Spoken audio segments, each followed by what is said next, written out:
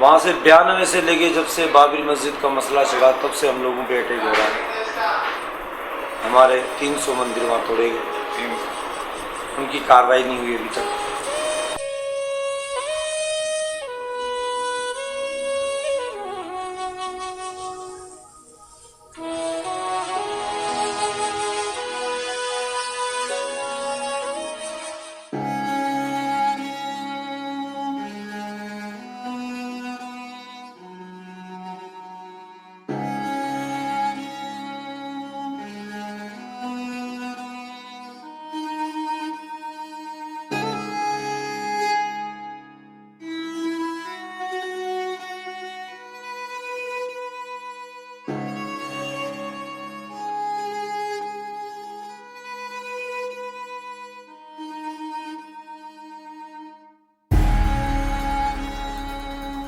बोलते थे आप हिंदू हो, पढ़ के क्या करोगे, इसलिए हम बाहर नहीं निकलते थे। कोई छेड़छाड़ी भी करता था, कोई खेती बाड़ी करते थे, हिस्सा नहीं।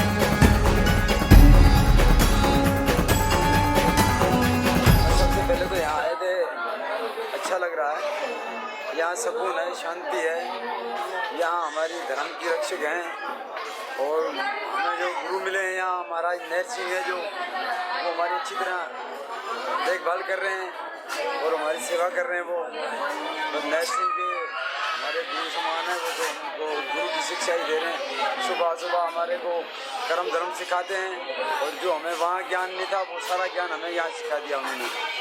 बैठना सब कुछ धर्म कर्म के बारे में सभी सुनाते रहते हैं। नहर सिंह सुबह 4 बजे हमारे को उठाते हैं और वो हमें योगा पे ले जाते हैं और हमें जो कुछ ज्ञान है वेदों का वो भी बताते हैं और गायत्री मंत्र भी सिखाया सबको। उन्होंने सब कुछ हमारे लिए बढ़िया है। क्या धर्म के रक्षक हैं। हम बस आखिरी यही बताते हैं कि हम भारत में ही रहेंगे, बस इससे अलावा कहीं नहीं जाएंगे। आखिरी यही बताते हैं। अभी हमारे बच्चे हैं वो भी पढ़ना शुरू कर दिया है, उनको भी पढ़ा रहे हैं हम और घर में पढ़ा रहे हैं। फिलहाल तो घर में पढ़ा रहे हैं और महाराज नहर सिंह भी हमारे को बच्चों को शिक्षा भी दे रहे हैं। वो जो हिंदू धर्म के बारे में पढ़ा रहे हैं और हम सबको बुक वगैरह पेन वगैरह दे दिए, वो लिख पढ़ रहे हैं।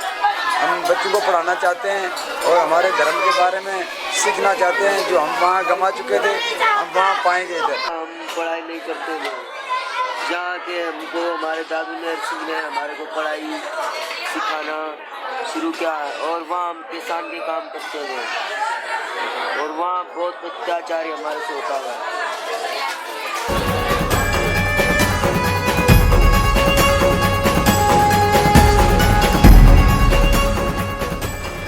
कि पहले तो वो आते हैं कि आप पैसे ले लो जितने चाहिए, आप मुसलमान बन जाओ, गुट जो कट्टरपंथी है।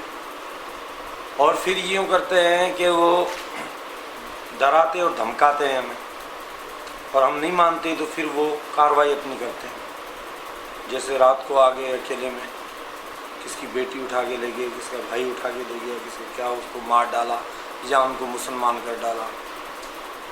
तो इस वो से हम बहुत वहाँ दुखी हैं। हमारे बच्चों को पढ़ा नहीं सके। उनका अपना मुस्लिम कानून है, इस्लामी जमहूरियत, कि आप अगर किसी लड़की से मोहब्बत करते हैं तो आपको मुसलमान बनना पड़ेगा। अगर कोई लड़की आपसे मोहब्बत करती है मुसलमानी तो आपको मुसलमान बनेगा। अगर हिंदू लड़की मुसलमान से मोहब्बत करती है तो उनको भी मुसलमान है, दोनों तरफ से उसी में जाना, हाँ वही धर्म में जाना पड़ेगा। अब जैसे यहाँ का कानून है इंडिया का कि अगर कोई लड़का है हिंदू और लड़की मुसलमान है, वो उनसे शादी करती है तो उनको मुसलमान बनना पड़ता है, और अगर वो है तो वो कन्वर्ट होना पड़ता है। वहाँ वो ये कानून नहीं है, दोनों सूरत में मुसलमान ही बनना पड़ेगा। इस चीज़ का कहने का अर्थ हम ये कह सकते हैं कि पाकिस्तान में सिर्फ मुसलमानों को माना गया और किसी धर्म को कोई सुविधा नहीं दी गई है। नहीं, आप तो पासपोर्ट उठा के देख लें, उसमें लिखा हुआ है इस्लामी जमहूरियत पाकिस्तान, यानी कि इस्लाम ही जमहूरियत, इस्लाम के लिए ही जमहूरियत है, दूसरे कौम के लिए तो है ही नहीं। जैसे हिंदू हिंदुस्तानी जमहूरियत हिंदू ऐसे थोड़ी लिखा हुआ है, सिर्फ आप हिंदू जमहूरियत हिंदू के लिए ऐसे तो नहीं लिखा हुआ है यहाँ पे। वहाँ तो बाकायदे लिखा हुआ है कि इस्लामी जमहूरियत पाकिस्तान, सिर्फ इस्लाम के लिए ही जमहूरियत है, और लोग तो मर जाओ, कट जाओ और भाग जाओ।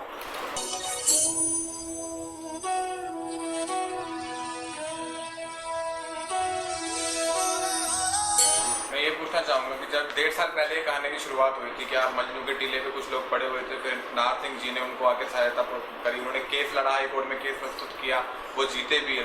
जब तक नाहर सिंह आपके पास नहीं पहुंचे थे, उससे पहले आपकी क्या व्यवस्था थी भारत में? मैं जाना हूँ भारत में आपका क्या हालत थी उस वक्त? उस वक्त तो हम डरे हुए थे कि हमको ये लग रहा था कि कौन है हमारा, कोई नहीं है, और हमें यूँ काँप रहे थे कि हम देश तो अपना है, लेकिन फिर भी उस टाइम पे हमको देश पराया लग रहा था, कोई हमारी सहायता करने वाला नहीं था।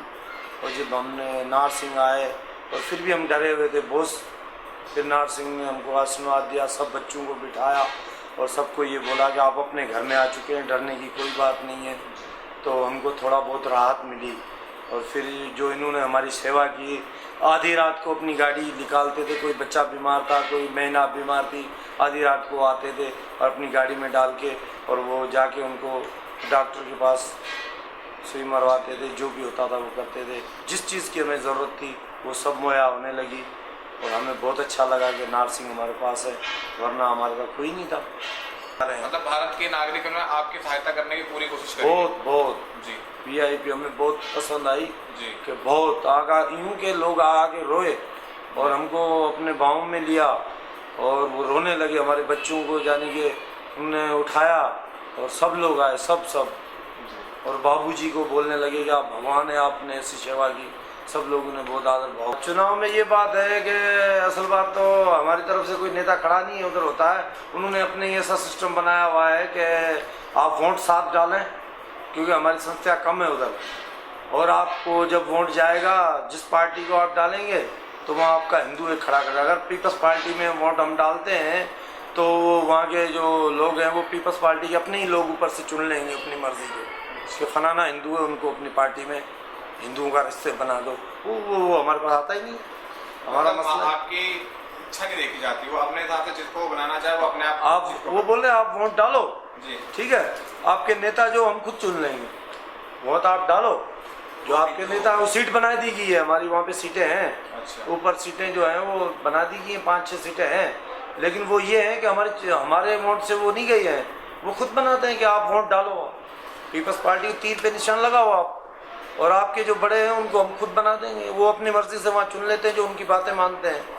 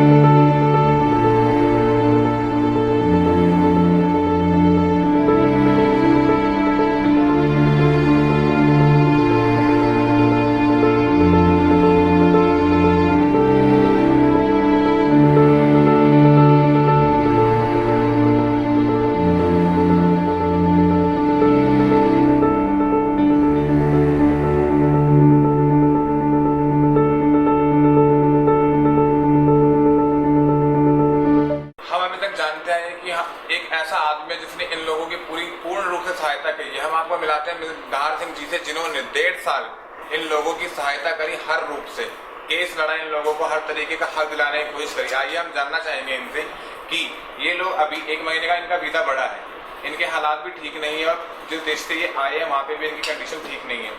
मैं ये जानना चाहूँगा आपसे कि ये जो प्रयास चल रहा है भारत सरकार के लिए, कि भारत सरकार को बोला जा रहा है कि इन लोगों को इनका हक दिया जाए, नागरिकता दिया जाए, तो ये जो प्रयास चल रहा है 1 महीने बाद इनको यहाँ से भेज दिया जाएगा, तो मैं ये जानना चाहूँगा आगे की जो मुहिम होगी, मतलब 1 महीने बाद क्या प्रयास ऐसा होगा कि ये लोग हमारे देश में इनको इनका हक मिले?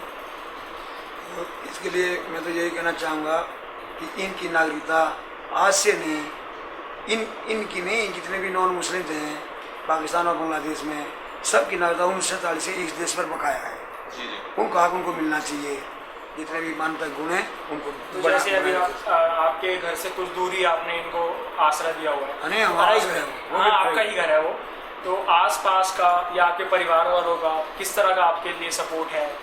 मेरे लिए तो पूरी सपोर्ट है, घर वालों की भी है और आसपास वालों की भी है। सब चाहते हैं कि मैं जो काम कर रहा हूँ ये अपने माता के हित में है और हमारी मातृभूमि के हित में भी है और हमारी संस्कृति के भी हित में है। सब मेरे साथ सहयोग कर रहे हैं। तो हिंदुस्तान सरकार से आप क्या गुहार लगाना चाहेंगे, क्या उम्मीदें हैं? हम लगा चुके हैं गुहार, तो जी भारत सरकार से हम इनके गुहार लगा चुके हैं। जो पहले 145 बहन भाई पाकिस्तान से आए थे, उनको टले पड़े थे, उनकी भी हमने गुहार लगा चुके हैं। वो भी मैं अपने घर पर लेकर के आया था, तो ये 17 दिसंबर 2011 को, और उनका भी अभी तक भारत सरकार ने ना तो उनका नागरिकता दी है उनको और न ही उनको यहाँ से भगाया है। ये सरासर धोखा दिया गया है, जबकि हाईकोर्ट से हम दिल्ली हाईकोर्ट से हम जीत चुके हैं। और भारत सरकार ने कहा था कि ये प्रॉपर ढंग से पेपर लगाएंगे, हम कंसिडर करेंगे, तो आज तक कोई इसका उत्तर नहीं आया। और ये 480 जो मेरे बहन भाई और आए, कि इनकी भी हमें application deputy commissioner south west district copy sector new Delhi को लगा चुके हैं और कॉपी 2 प्रेसिडेंट ऑफ इंडिया को भी कर चुके हैं, नेशनल ह्यूमन राइट्स कमीशन को भी, United nation high commission for refugees को भी, एक्सटर्नल अफेयर्स को भी, होम मिनिस्टर को भी, और लेफ्टिनेंट गवर्नर दिल्ली को भी, और अपना ministry of law and justice को कर चुके हैं। तो हम तो हाथ जोड़ रहे हैं, इनको नहीं, इनका अधिकार आज से नहीं 1947 देश में बना हुआ है। तो निहाल सिंह जी, जैसे कि आप जानते हैं कि इंडिया में जो भारत का आवाम है उसमें अधिकांश जो है वो युवक हैं, अधिकांश जो है वो इंडिया का यूथ है। तो आप इंडिया के यूथ से क्या उम्मीदें रखते हैं या क्या उनसे चाहते हैं, आप कुछ बताएं? मैं तो इंडिया के यूथ से यही चाहता हूँ, ये जो धरोहर है उनकी, ये हमारे राष्ट्रीय महान पुरुषों की धरोहर है, जिन्होंने देश को आज़ाद कराया ऋषि मुनियों के ज्ञान के द्वारा, तो इसको हमको ज्ञान दिया, उसी राष्ट्रीय धरोहर को। और अंतर्राष्ट्रीय मतलब को अंतर्राष्ट्रीय धरोहर करता हूँ, इसको यूथ नहीं बचाएगा तो फिर कौन बचाएगा? कि यूथ की जिम्मेदारी होती है। ये तो कहीं पर भी जाकर देख लिए, हर संसार के हर कोने में, फौज में देख लिए, यूथ ही, किसी भी डिपार्टमेंट में कहीं दे, यूथ ही इस काम को आगे बढ़ाता है। तो मैं सबसे प्रार्थना करता हूँ कि ये हमारे ऋषि मुनियों की महान पुरुषों की धरोहर है, इसमें बढ़ चढ़ के हिस्सा लें, इसको बचाएं, नहीं तो फिर जीने का कोई मतलब नहीं है। कुत्ते बिल्ली के पेट भरते हैं, दोबारा फिर गुलामी आ जाएगी। पहले ही हम गुलामी झेल चुके हैं। और फिर मैं LIC में डेवलपमेंट अफसर भी रहा और फिर दिल्ली पुलिस में सब इंस्पेक्टर भी रहा, और फिर मैं अभी कस्टम और सेंट्रल सर्विस विभाग में सुप्रेंट के पद पर मैं अभी विराजमान हूँ। और साथ में मेरे को बैंक की सर्विस में क्लर्क इंस्पेक्टर में पूरे भारत में दिल्ली सर्विस बोर्ड के द्वारा 30वीं पोस्ट मेरे पूरे भारत में आई थी। और मैं ऑडिटर जो भारत सरकार की सर्विस होती है उसमें मेरे को अपॉइंटमेंट मिली थी, तो मेरे को नौकरियाँ मिली थी, जो 2 महीने समय के काम कर नहीं पाया। 4 नौकरियाँ मैंने की हैं और ये चौथी नौकरी करी रहा। और मैं तो सबको ये प्रार्थना कर रहा हूँ कि भारत माता के नाम पर खड़े हो जाओ। देश मातृभूमि पहले है और मातृ संस्कृति पहले है, उसके बाद में सब कुछ है। अगर हमारी मातृभूमि नहीं रहेगी, मातृ संस्कृति नहीं रहेगी, तो जीने का फायदा ही क्या है?